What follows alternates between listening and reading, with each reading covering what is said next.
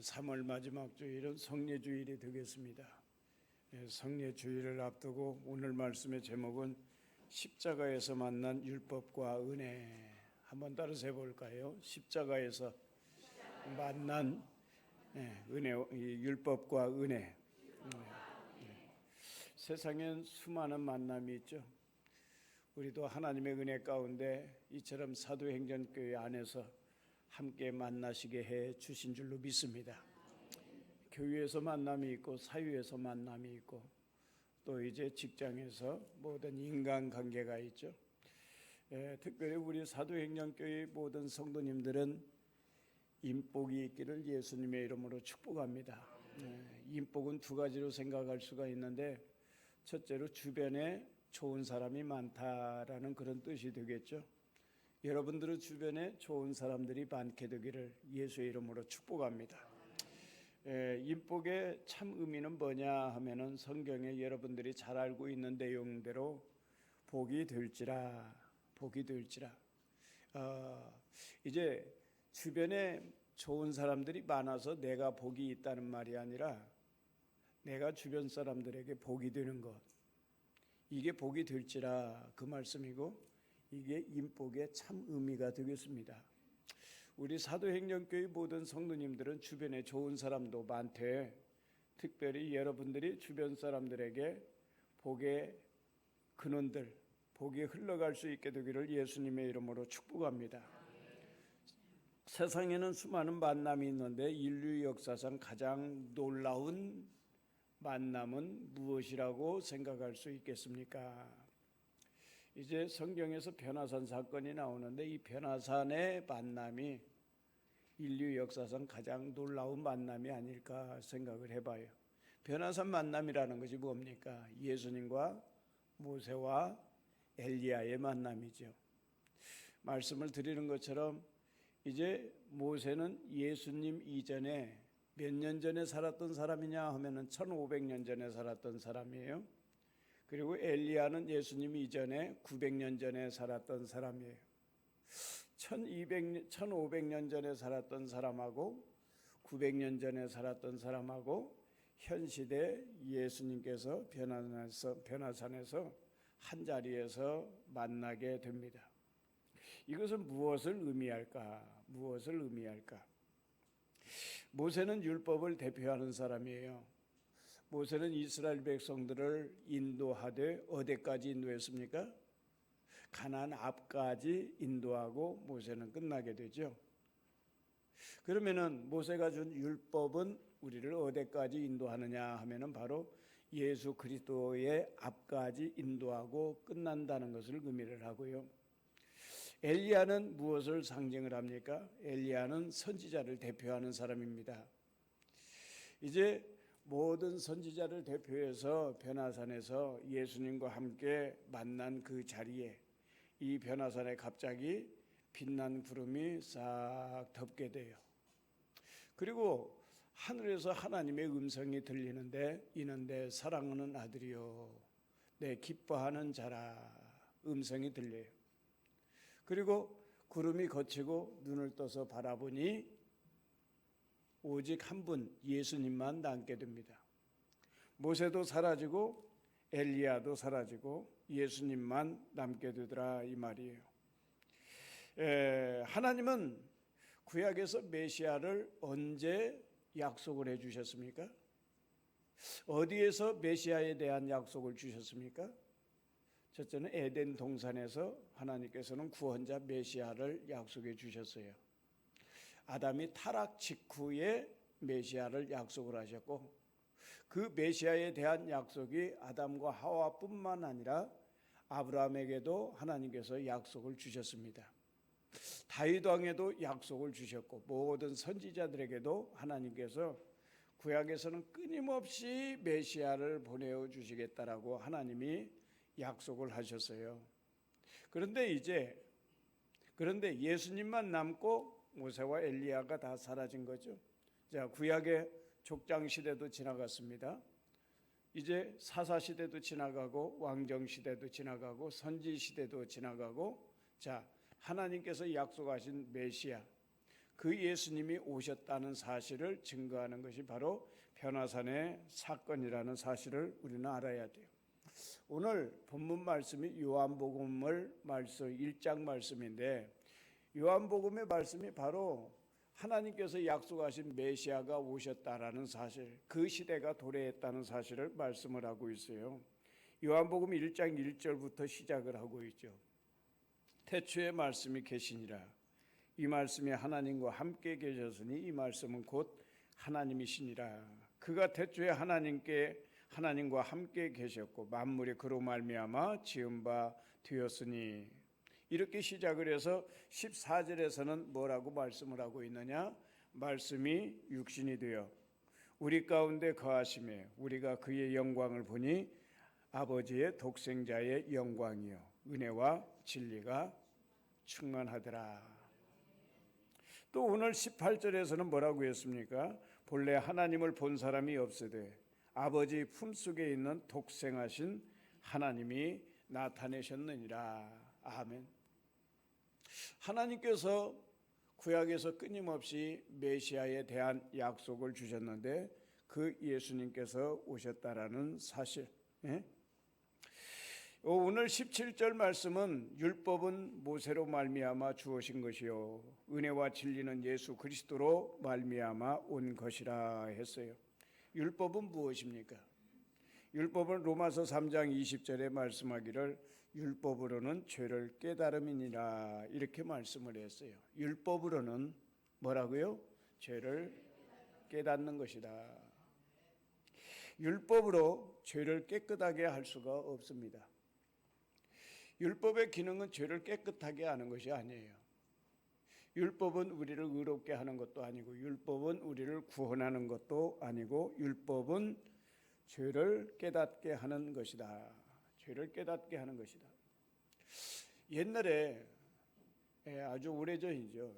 제가 차를 잠깐 신호등 앞에 이렇게 대기하고 있는데 어떤 사람이 와서 툭 치는 거예요. 그 순간이 내가 신호등 앞에 딱 멈추는 순간하고 그 사람이 와서 딱 제 차에 손을 딱 부딪히는 순간하고 거의 일치가 되었던 그런 상황이었어요.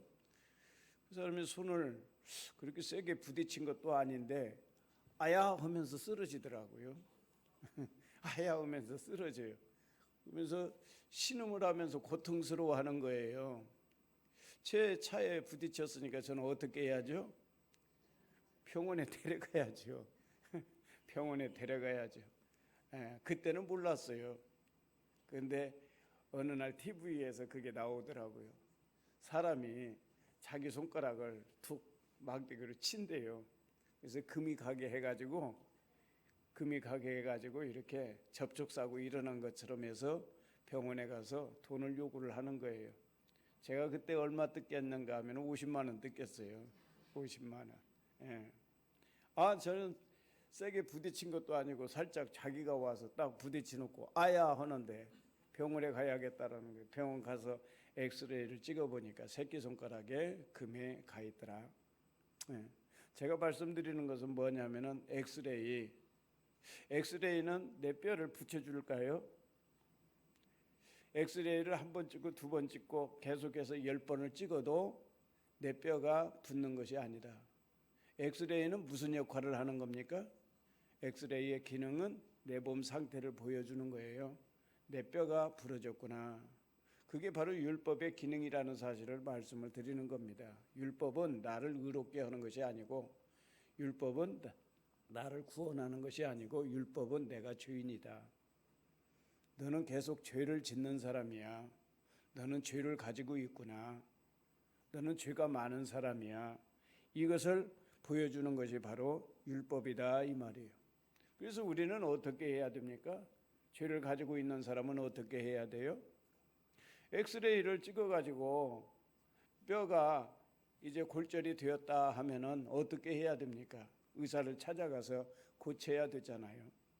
율법이 우리를 죄인이라고 말씀을 하고 있고 이렇게 가르쳐주고 있는데 우리가 어떻게 해야 되느냐? 그게 바로 십자가다 이 말이에요. 십자가 앞에 가야 되고 십자가 은혜를 받아야 되고 십자가를 통해서 용서함을 받아야 되고 십자가를 통해서 구원을 받아라는 것이 바로 율법의 요구다, 율법의 기능이라는 사실이에요. 자, 로마서 6장 23절에 죄의 싹은 사망이니라 했어요. 싹은 뭡니까? 싹은 일한 만큼 받는 거죠. 내가 이제 편의점에서 알바했으면은, 자, 일한 만큼 내가 편의점에서 돈을 받는 거예요. 자, 예를 들어 봅시다. 회사에 내가 취업을 했어요. 그런데 그 회사의 이름이 간판이 죄입니다. 죄. 죄라는 회사에 내가 취업을 해서 열심히 일했어요. 한 달이 됐어요. 무슨 날입니까? 봉급날이죠. 자, 그러면은 무슨 싹스를 받겠습니까? 일한 싹스를 받는 게 아니라 죄의 회사니까 사망의 싹스를 받는 거예요. 사망의 싹스. 사망의 봉급을 받는다 이 말이요. 이것이 로마서 6장 23절의 말씀이에요. 죄의 싹스는 뭐라고요? 사망이니라. 사망이니라. 죄의 싹스는 사망이다 이 말이에요. 죄를 진 사람은 결과적으로 죽음에 이르게 된다. 그래서 성경은 말을 합니다. 특별히 그래서 구약 성경은 말을 하기를 계속해서 제사를 드려야 된다. 계속해서 제물을 드리면서 하나님 앞에 희생 제사를 드려야 된다. 하나님께서 구약 성경에서 계속해서 요구하시는 말씀이 그거예요. 왜 제물을 드려야 되고 왜 희생 제사를 드려야 하는가? 이것은 하나님의 사랑이에요. 하나님께서 차마 우리를 죄의 싹스로 사망에 이르게 할 수가 없으니까 제물을 가지고 와서 내 죄를 대신해서 제물이 죽게끔, 내 죄를 대신해서 제물이 죽는다는 것은 대리적 희생을 말을 합니다. 대리적 희생이란 뭐냐? 하나님이 우리를 이처럼 사랑하사 우리를 이처럼 사랑하셔서 우리를 치시지 아니하시고 짐승으로 하여금 대신 죄값을 담당하게 하고 죽게 하는 것, 이것이 바로 대리적 희생이다 이 말이에요. 여러분, 피냄새 여러분들 맡아보셨습니까? 제가 전도사 때 이 교회가 그때 한성교회였어요. 제가 소양에서 살 때인데 소양에서 이제 차 타고 이제 새벽에 이제 왔다 갔다 새벽 예배를 드리러 다니는데 한 번은 새벽 예배를 왔다가 집에 가는데 저 소양 아랫산거리에서 차 사고가 난 거예요. 본네트에서 막 연기가 뿌 올라옵니다. 이 제가 졸음운전을 했는지 어쩌는지는 모르겠지만은 전신줄을 정면으로 받아버렸어요. 그래가지고 본네트가 들어가고 이제 연기가 뿌르르 올라오는데 아차 싶어서 안에 이제 문을 열고 이렇게 봤는데 사람이 그냥 머리를 핸들에 박고 쓰러져 있어요. 그런데 그때 당시 피냄새가 얼마나 진동을 하는지 제가 3일간 밥을 못 먹었다라는 사실이에요. 3일간 밥을 못 먹었어요. 사람의 피나 짐승의 피나 여러 가지 다른 분이 있지만은 거의 성분은 다 비슷하더라고요. 자, 이제 피 비린내가 얼마나 역겨웠으면은 제가 3일 동안 밥을 못 먹었을까? 그러면서 한번 생각을 해봅니다. 구약의 제사장들이, 레위 사람들이 동물을 잡아서 예루살렘에 말 그대로 제사의 피가 강같이 흐르는 그런 엄청난 제물을 드렸거든요. 엄청난 6월절기에는 거의 25만 마리 이렇게 도살될 정도로 어마어마하게 피냄새가 진동을 했을 거예요. 그 제사장들은 얼마나 역겨웠을까? 그런 모습을 통해서 하나님께서 우리에게 가르쳐 주시는 내용이 무엇일까 한번 생각해 보셨습니까? 첫째는 죄의 무게감입니다. 죄가 이처럼 무서운 것이라는 사실을 우리에게 깨닫게 해주는 거예요. 도살되는 그 짐승을 통해서 이제 그 도살된 짐승을 보면서 그 과정을 보면서 그 쏟아지는 피, 그 냄새를 바라보면서 죄의 무게감, 얼마나 죄가 무서운지 그것을 첫 번째로 깨달아 알게 하는 것이 하나님의 목적이고 또 한 가지는 뭐냐? 그럼에도 불구하고 하나님의 용서와 사랑입니다. 죄의 값은 사망이라는 원리에 따라서 이처럼 죽어야 할 사람이 누구냐? 바로 나 자신이거든요. 나 자신이 이렇게 죽어야 되는데 내 대신 대리적 희생을 바로 이 짐승에 당하고 있는 거예요. 그것을 바라보면서 우리가 깨닫는 것이 바로 하나님의 사랑입니다. 하나님께서 나를 이처럼 사랑하셔서 내 대신 짐승으로 하여금 죽게 하고 나를 용서하신 하나님, 이걸 깨닫게 하는 것이 바로 이제 제사다 이 말이에요. 율법은 계속해서 이제 이것을 깨닫게 하고 우리를 알게 하는 것이 바로 이제 율법의 기능이에요. 우리가 죄인이라는 사실, 너는 죄인이고 너는 이 죄 때문에 저주를 받아야 하고 죽어 마땅해. 그러면서 이 율법은 우리를 어디로 인도하느냐? 예수 그리스도에게로 인도하는 이 역할이 바로 율법의 기능이다. 히브리서 10장 1절은 말씀을 합니다. 율법은 장차 올 좋은 일의 그림자일 뿐이요 했습니다. 율법은 뭐냐? 그림자다. 그러면 그림자가 있으면 실체가 있을 거 아닙니까? 그 실체는 뭘까요? 바로 예수 그리스도예요.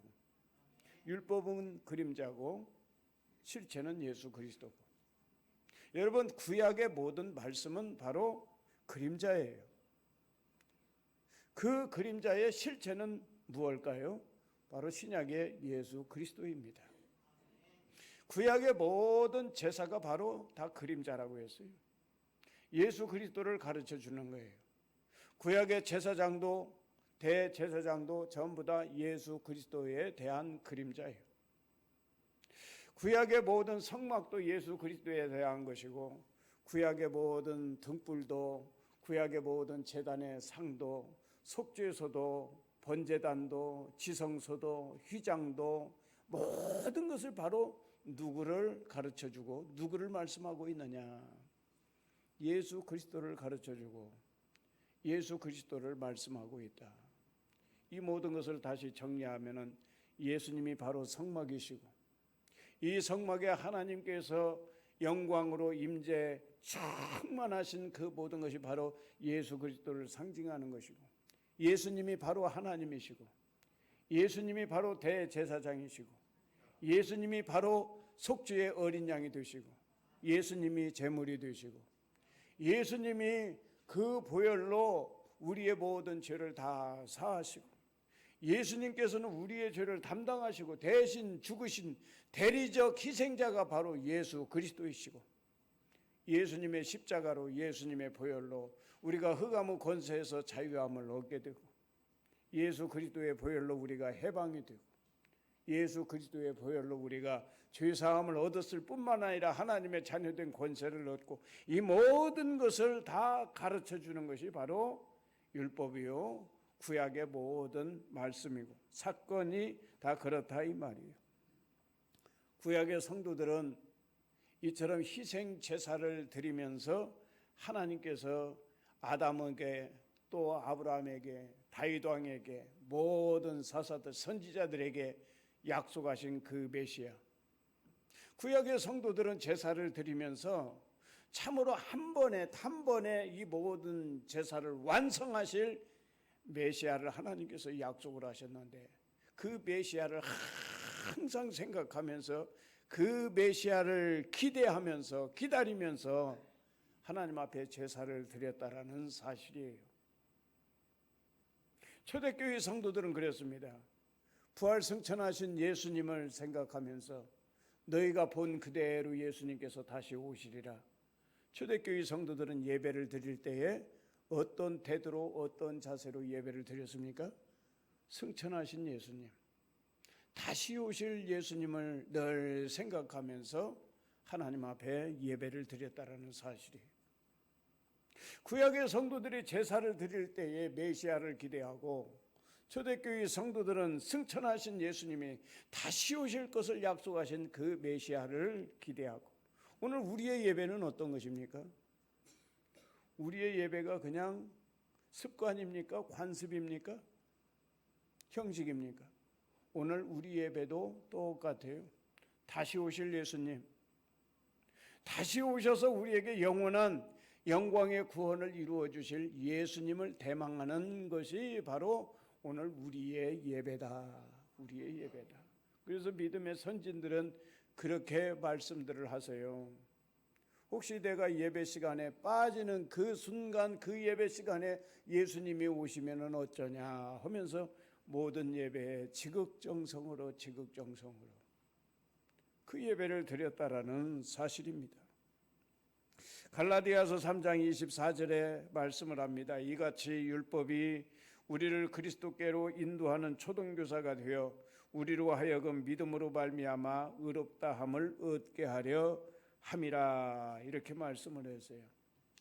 여기에서 말씀하고 있는 초등교사는 옛날 개역 성경에서는 몽학선생이라 그렇게 말을 하는데, 오늘날 초등교사로 생각하면 안 되고, 이제 아이들의 등굣길에 요즘 도움을 많이 주는 시니어, 그렇게 생각하시는 것이 아마 더 가깝다라고 그렇게 생각해 볼 수가 있겠어요.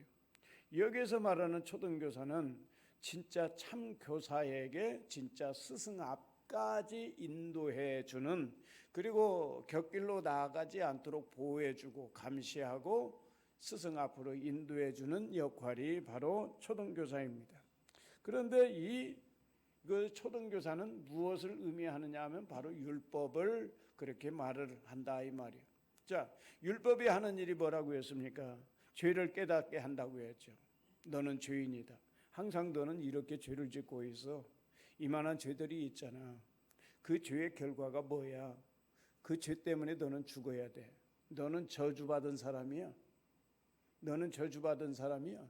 죄의 삭은 사망이라는 원리에 따라서 너는 죽어야 돼. 자, 그렇게 율법이 외치지만은 그것으로 끝나는 것이 아니라, 죽음으로 끝나는 것이 아니라, 율법은 초등교사가 되어 어디까지 우리를 인도하느냐? 참 스승이신 예수 그리스도에게까지 인도하는 역할을 한다 이 말이에요. 율법은 죽어야 된다라고 외치지만은 율법은 죽음으로 끝내는 것이 아니라, 죽어야 되니까 어디로 가야 되느냐? 예수 앞에 가야 된다. 너는 죽어야 되니까, 그래서 네가 살기 위해서는 십자가 앞에 가야 돼. 십자가에서 해결해야 돼. 이것이 바로 율법의 기능이다 이 말이에요. 십자가는 바로 예수 그리스도. 십자가를 통해서 우리에게 이 모든 죄를 사함받고 모든 죄가 다 용서함 받고, 이 십자가 사건을 통하여서 우리를 흑암의 권세에서 건져내신 이 모든 것이 다 하나님의 은혜다 이 말이에요.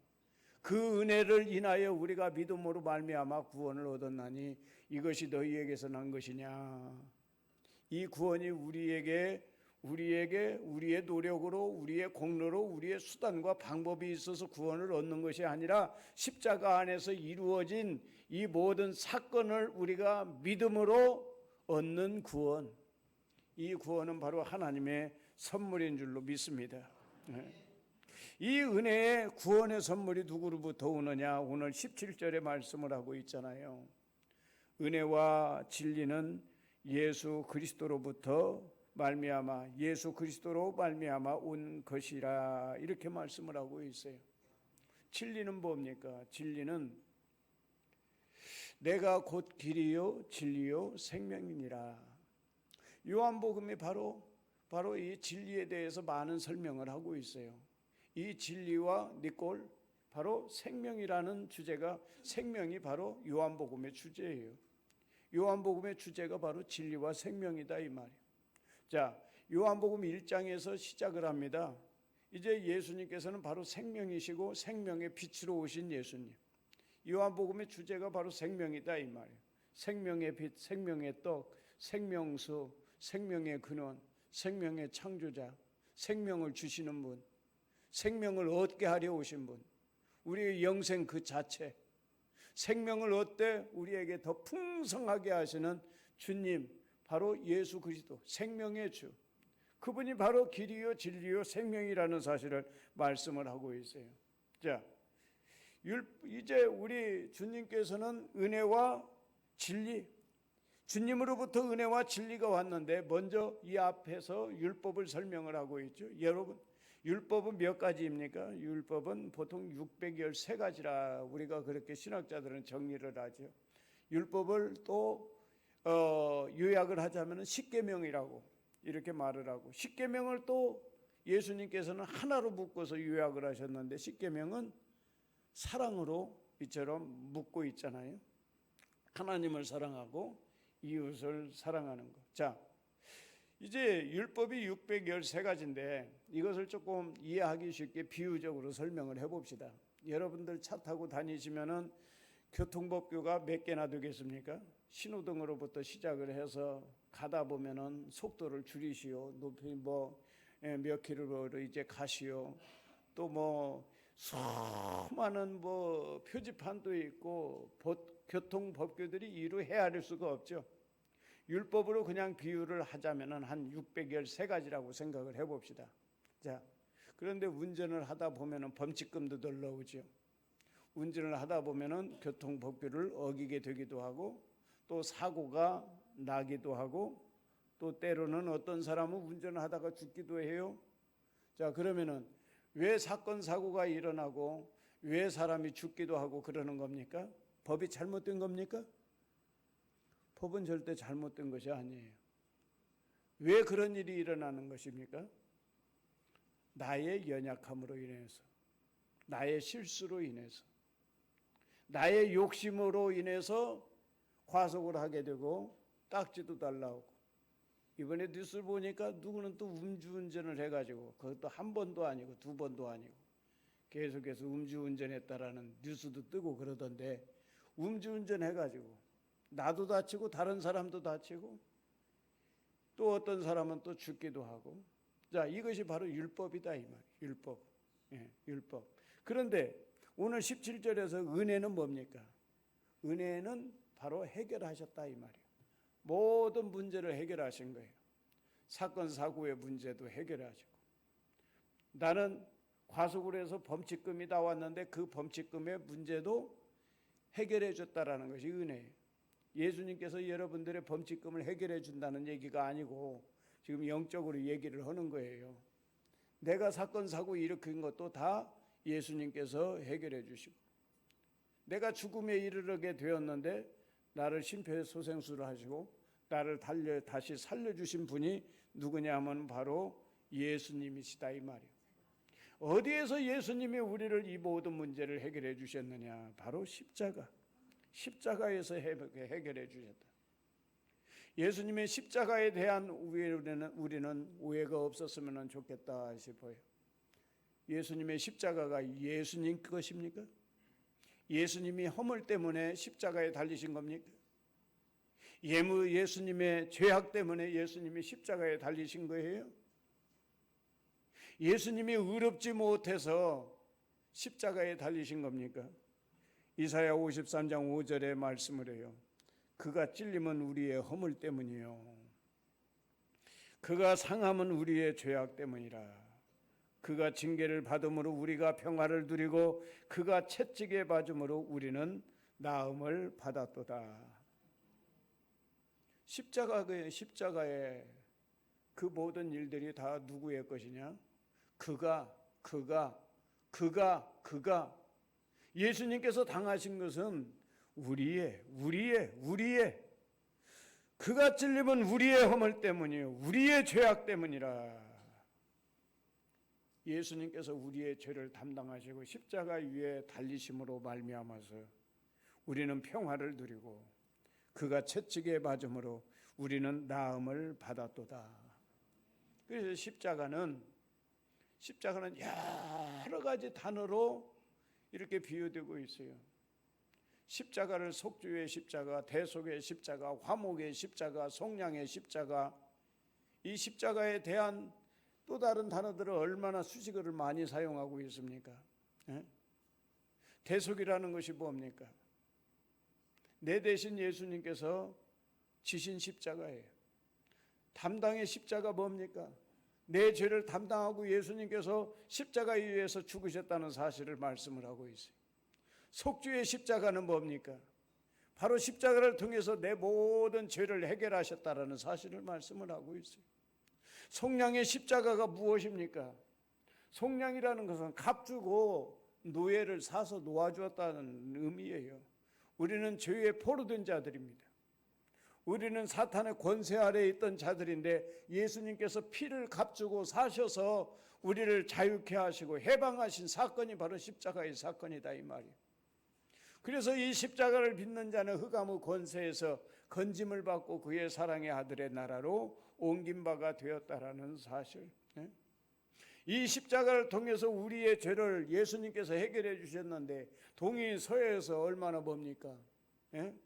동의서에서 먼 것 같이 우리의 죄악을 멀리하게 하시고 깊은 바다에 빠뜨리는 것처럼 우리의 죄를 해결하시고 우리의 모든 죄악을 이제 양털같이 희게 하시고 눈같이 희게 하시고 우리의 모든 죄악을 해결하시는 것이 바로 십자가의 사건이다 이 말이에요. 그래서 예수 그리스도의 십자가를 믿는 사람은 이제 죄사함을 얻었습니까? 못 얻었습니까? 해방되었습니까? 죄에서 해방되지 않았습니까? 예수 그리스도를 믿는 사람은 모든 죄에서 해방이 된 거예요.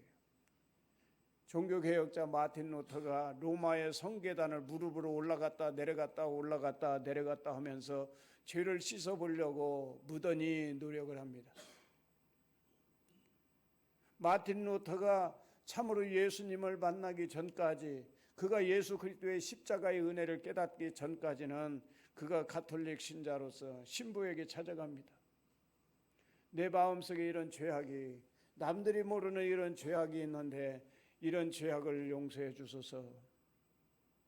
그런데 구해성사를 하고 성당에서 나왔는데 또 머릿속에서 나쁜 생각이 떠올라요. 그러면 또 신부에게 찾아가서 또 구해성사를 합니다. 나오면서 또 마음에 죄악이 떠오르니까 또 가고 그러니까 신부가 뭐라고 한 줄 아세요? 루터야, 제발 죄를 모아가지고 와라. 들랑달랑 하지 말고 제발 모아가지고 와. 근데 루터가 구해성사로도 해결이 안 되거든요. 그래서 로마의 성거회단이 뭡니까? 예수님께서 재판받으실 때 그 계단에, 이제 계단을 로마로 옮겼는데 28계단이라고 말을 하기도 하고, 예수님이 재판받으실 때 올라가신 그 계단, 로마의 성거회단 28계단을 무릎으로 올라갔다 내려갔다 이것이 바로 뭐냐 하면은 고행이에요. 고행. 그 고난을 통해서 죄가 떠오르지 않게 하고 이 고난을 통해서 죄를 해결해 보려고 무던히 노력을 했어요. 그러나 성당 다닐 때 구해성사 할 때나 똑같다 이 말이에요. 마음으로 죄가 떠오르고 머릿속에 죄가 떠오르고 내가 말하는 것마다 다 죄악이고 생각하는 것이 다 죄악이고 온통 다 죄악이다 이 말이에요. 그 고행을 그렇게 무릎이 까지도록 했지만은 이 죄 문제를 해결하지 못했어요. 그러다가 하나님께서 말씀을 주시는데 오직 믿음으로 말미암아 살리라. 오직 예수 그리스도를 믿음으로 말미암아 살리라. 십자가에서 모든 문제를 다 해결하시고 십자가에서 모든 것이 다 완성이 되었고 그 십자가를 믿음으로 말미암아 살리라. 그래서 마틴 루터는 1517년 종교개혁을 단행을 하죠. 그런데 마틴 루터에게 사단이 찾아와서 사단이 계속 송사를 합니다. 구해성사를 할 때, 성당을 다닐 때, 가톨릭 신자로 있을 때, 고행을 할 때 내 죄목들, 그 죄목들을 하나하나 쭉 열거를 하는데 자기의 죄목을 사탄이 열거하는데 산더미 같다 이 말이에요. 산더미 같다. 그러면서 너는 이 죄 때문에 죽어야 마땅해. 그때 마틴 루터가 뭐라고 했습니까? 오직 믿음으로 말미암아 살리라. 더러운 사탄아 떠나갈지어다. 내 모든 죄는 십자가에서 예수님께서 담당하시고 해결하셨느니라. 내 모든 죄는 예수님께서 다 십자가 위에서 그 보혈로 덮으셨고 처리하셨느니라. 그래서 로마서 8장 1절 말씀으로 마틴 루터는 선포를 해요. 그러므로 이제 그리스도 예수 안에 있는 자에게는 결코 정죄함이 없느니라. 오늘 이 말씀이 여러분들의 것이 되기를 주의 이름으로 축복합니다. 오늘 우리가 살펴본 내용은 그렇습니다. 우리는 십자가 아래서 율법이 너는 죄인이고 너는 이런 죄를 가지고 있고 이런 죽음이 있으니까 초등교사가 되어서 우리를 십자가 아래로 인도를 했어요. 십자가 위에서 우리는 예수 그리스도의 그 모든 은혜로 우리의 죄를 담당하시고 우리를 대신 죽으시고 그 죽으심을 통하여서 우리에게 속죄의 대속의 화목의 속량의 사건을 이루신 하나님의 은혜가 시작이 되었음을 보았습니다. 우리는 분명 이제 죄를 가지고 있어요. 마틴 루터가 고백한 것처럼 내가 믿음으로 의인이 되었지만은 여전히 나는 죄인이면서 의인이고 의인이면서 죄인이다라고 마틴 루터가 고백한 것처럼 우리 역시 똑같습니다. 의인이 되었지만은 여전히 우리는 육의 몸을 가지고 있기 때문에 죄성이 있어요. 이 죄성, 이 허물 때문에 우리는 그런 생각을 가질 수도 있습니다. 나는 아직 구원을 받지 못할 수도 있다. 혹시 그런 생각 가지고 계셨던 적이 있지 않습니까? 나는 구원을 못 받았을지도 몰라. 다른 사람들은 다 경건하게 보이고 의롭게 보이고 죄가 없는 것처럼 보이는데 나만 죄 있는 것처럼 그렇게 생각이 됐다 이 말이에요. 그래서 그 죄 때문에 나는 구원을 받지 못했을 수도 있어 라고 그렇게 생각이 되신다면 잘 아시기를 바랍니다. 나는 여전히 율법 아래 있다는 사실이에요. 나는 여전히 율법 아래 있다는 사실. 사단은 우리의 허물을 계속 들춰내요. 마틴 루터에게 죄가 생각나게 한 것처럼 우리의 허물과 추함과 더러움과 모든 죄악을 계속해서 들춰내면서 송사를 합니다. 그럴 때 마틴 루터의 고백처럼 오직 믿음으로 말미암아 살리라. 오직 믿음으로 말미암아 살리라. 나는 이제 그리스도 예수 안에 있음으로 말미암아 결코 정죄함이 없느니라. 이 말씀을 선포할 수 있게 되기를 주의 이름으로 축복합니다. 십자가로 우리의 죄는 용서되었어요. 십자가로 우리의 죄는 다 도말되었어요. 십자가로 우리의 죄악은 다 못 박아 버렸어요. 십자가로 말미암아 우리를 속량하시고 우리를 죄에서 우리를 사단의 포로됨에서 자유케 하시고 우리를 해방시켜 주신 줄로 믿습니다. 예수님은 말씀을 하셨어요. 천국은 너희 마음속에 임하였느니라. 이제 우리 마음 가운데 천국이 임하게 되기를 주의 이름으로 축복합니다. 천국이 임해서 이 천국의 자유함을 누릴 수 있는 우리 모든 성도들이 될 수 있기를 다시 한번 예수님의 이름으로 진심으로 축복합니다. 이 말씀을 가지고 합심을 기도합니다. 주여 주여 주여 사랑의 아버지 하나님 감사합니다. 우리가 죄로 말미암아서 우리가 저주 가운데 놓이게 되고 사망과 영원한 형벌 아래에 있었지만 하나님 우리를 사랑하시되 주 예수 그리스도의 십자가의 사랑으로 우리를 사랑하신 것 감사합니다. 십자가를 통해서 우리의 모든 죄악을 다 도말하여 주시고 지워주시고 깨끗게 하여 주시고 우리를 의롭다 하시오며 또한 우리를 자유케 하시고 해방시켜 주신 아버지 하나님, 또한 아버지 하나님의 아들 딸 삼아주시고 영원한 저 생명을 우리에게 허락하여 주시며 영광의 세계를 우리에게 또한 소망 중에 살게 하신 아버지 하나님을 찬송합니다. 십자가 안에서 다 이루어졌고 또한 예수 그리스도 안에서 결코 이제 정죄함이 없는 이 천국이 우리의 심령 가운데 이루어지게 하여 주시옵시고 예수 그리스도 안에서 천국을 누리며 행복하게 살아갈 수 있는 우리 모든 성도들 되게 하여 주옵소서. 예수님의 이름으로 축복하고 기도하옵나이다. 아멘. 네, 이 시간